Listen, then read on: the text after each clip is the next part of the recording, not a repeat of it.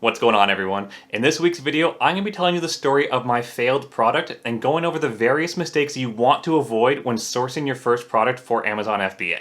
Before we jump in, make sure to hit that subscribe button and push that notification bell so you're the first to know when I post a new video every Tuesday. Also, if you're here for the Helium-10 giveaway, we're going to be announcing the winner in just a few minutes on this video. Alright, so let's go back a couple of years when I was just getting into Amazon FBA.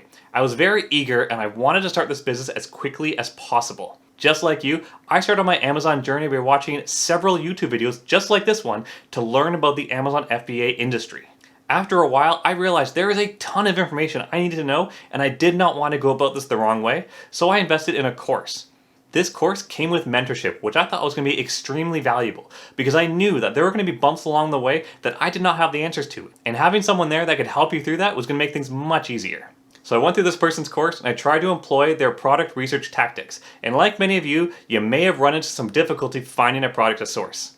That was definitely my situation. I was so frustrated trying to find some product that I knew could make me a lot of money. I went back to my coach and explained that I was using all the tools in the course, but I still couldn't find a product that met the criteria that was going to lead me to Amazon profitability. So he decided to give me a few product ideas that I should go for, and I went through the list and I picked one that I thought looked like it could be a good idea. And here's where mistake number one comes in, and that's when someone gives you some advice, always fact check. Never take it at face value. Because this person was my coach, I trusted the information they gave me and I did not heed the red flags I was finding for myself. For instance, one thing I did is I thought I identified the primary keyword for my product, and I didn't like the results I was seeing on first page. There was a lot of competition and not a huge amount of demand, so what I did was I changed the keyword. I looked for a different keyword and lo and behold, the Chrome extension gave me the results I wanted. I was forcing the results rather than letting the results come to me, and this was a huge mistake because now I was getting into a very oversaturated market and convincing myself I wasn't. So do yourself a favor. Always trust the numbers, always do your due diligence and research, and make sure that the product opportunity is there and don't try and fabricate the numbers to suit your needs. Okay, so the second mistake I made with my product has to do with differentiation. Every video I had watched talked about making sure your product was different, that you had more value to offer to your customer. And I wanted to do this. So I went through the reviews of my competitors, and one common thing I saw was that the product that they were selling was not durable enough. That customers found that it was tearing. So I figured I'm going to find a supplier that can make a more durable version of this product. So I went to Alibaba and I found some suppliers. I narrowed it down to 3 that I wanted to get samples from, and they shipped me their samples. Of those, only one of them was a stronger material, and I figured I'd found a winner. So I talked to the supplier, we negotiated a deal for an order, and I had my order on the way to Amazon warehouses in no time. You may be thinking, what's wrong with that? Improving the product has to be good, right? And it is, don't get me wrong. However, if you were to compare my main image to my competitor's main image, you couldn't tell the difference. You could not tell by a photo which one was a stronger material. That information didn't translate through the image. Therefore, as a visual consumer, when someone's scrolling through the first page, they're not going to care that it's stronger. They don't even know that's an issue. They just see 2 different products that look the same, and they're probably going to go with the one that has a nicer looking photo or perhaps a lower price. So while my product may have been superior to my competitors, it didn't matter because my customers didn't know that.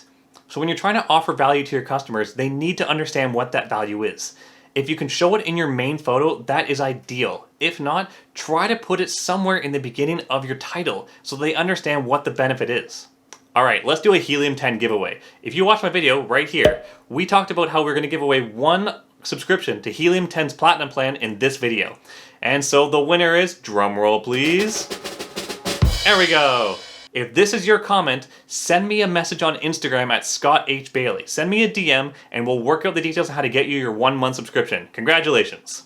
For the third mistake, I couldn't really avoid it for my situation because of timing, but it's definitely something you want to keep in mind when running your online business. And that's listening to feedback from those who know what they're talking about. So after I sourced my product from China and it was already on its way to the US, I watched some more YouTube videos and one of them was the worst 5 products you can source for Amazon FBA. I figured this couldn't be bad information to have, so I decided to watch it. And as I'm watching the video, it gets towards the end, and lo and behold, the YouTuber listed my product. This made my stomach sink. Not only was a YouTuber showing my product to a vast audience, but they were also telling me that it was a bad investment. I just spent a whole bunch of money on inventory, and now I was being told that it was going to flop. Similarly, I went on Fiverr to get some images done for my listing. I showed the person my listing and they flat out told me they used to sell this exact same product, and while it did well for them back in the day, it no longer was profitable. They also mentioned how they had offered a lot more value in their bundle than what I was offering, and saying that I wasn't going to make any money. As you can probably imagine, this was another punch to the gut. This is not something you want to hear when you're launching your online business. And having someone who's already been there tell you that it's no longer profitable, well, that's just not easy on the ears.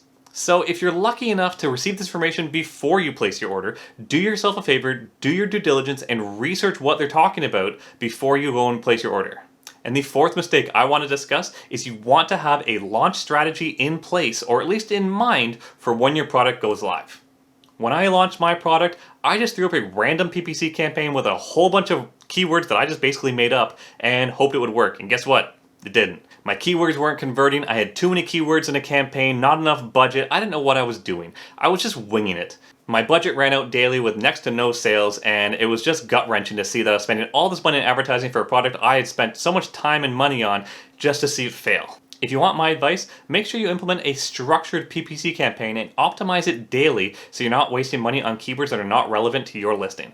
I'll be doing PPC videos in the future, so make sure you subscribe so that you catch those videos when they go live. So those are my 4 big mistakes for my first product launch. If you got any value out of this video, please give the video a like, as it really helps it get noticed by the YouTube algorithm.